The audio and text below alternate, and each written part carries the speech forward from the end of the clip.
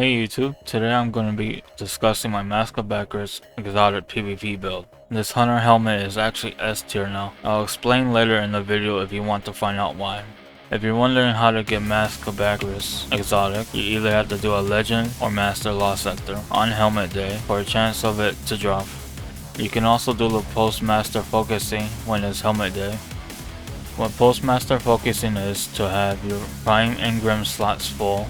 Whenever you get an exotic now, there are engrams, so they go to the postmaster. Just hold on to them till there's a helmet lost sector day and use the exotics at the postmaster. Then easy helmet exotics for you. You could also do the exotic focusing for Beyond Light category or the helmet category, but I wouldn't recommend it because it costs 3 ascendant shards, which I call golf balls, and an exotic cipher. You can only get 1 cipher a week. If you're really certain that you want to use precision decryption, then go for it. But I would recommend doing advanced decryption because it only costs 1 ascendant shard and you don't need no exotic cipher to decrypt from that category.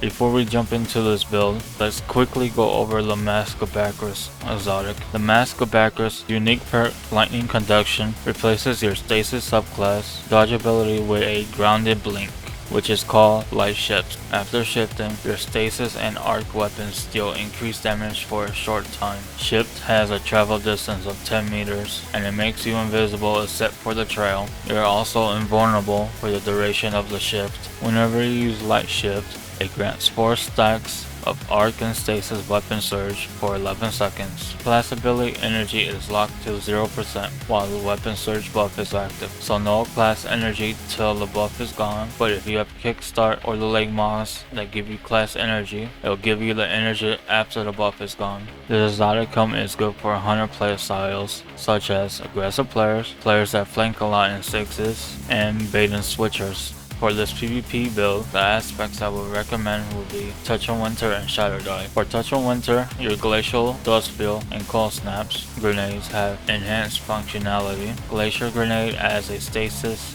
crystal and changes the formation.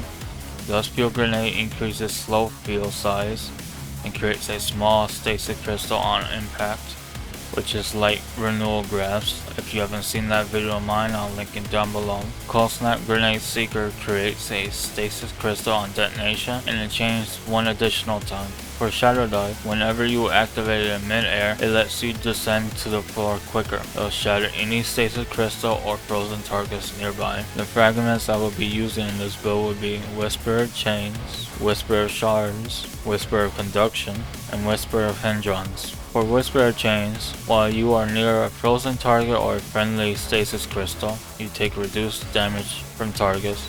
It also adds 10 recovery.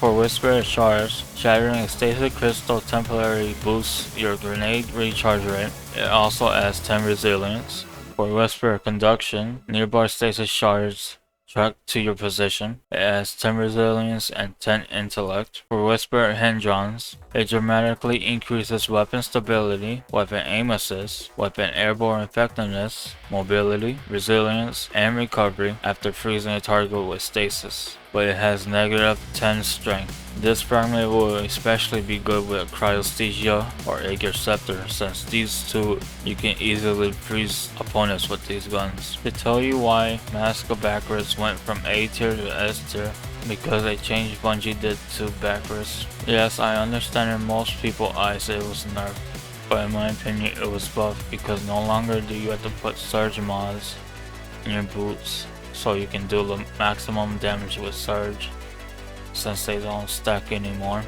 Bakris now gives a 4 times surge mod damage modifier for stasis and arc for 11 seconds whenever you dodge.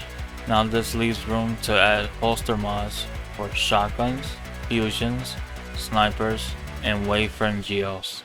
It also lets you slot in the other leg mods such as Recuperation, better already, Innovation, Invigoration, Isolation, Absolution, and Orbs of Restoration. To get the most potential out of Mask of Bakris, you'll want to pair it with an arc or stasis weapon with the stasis subclass equipped. Weapons I would use with Bakris is a shotgun with an arc or stasis weapon. The weapons I would be listing will have their recommended roles for the weapon. Shotguns that I highly recommend are Sudden Death, Chaperone, Conditional Finality, Imperial Decree.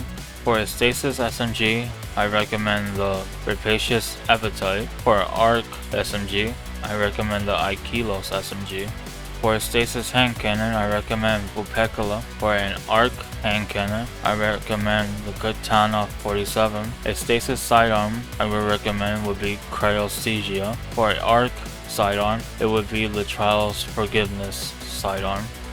For this build, mobility is key, so make sure to focus on mobility, recovery, and discipline, because the faster you can dodge and recover from engagements, the better, so you can get used to the Zodiac.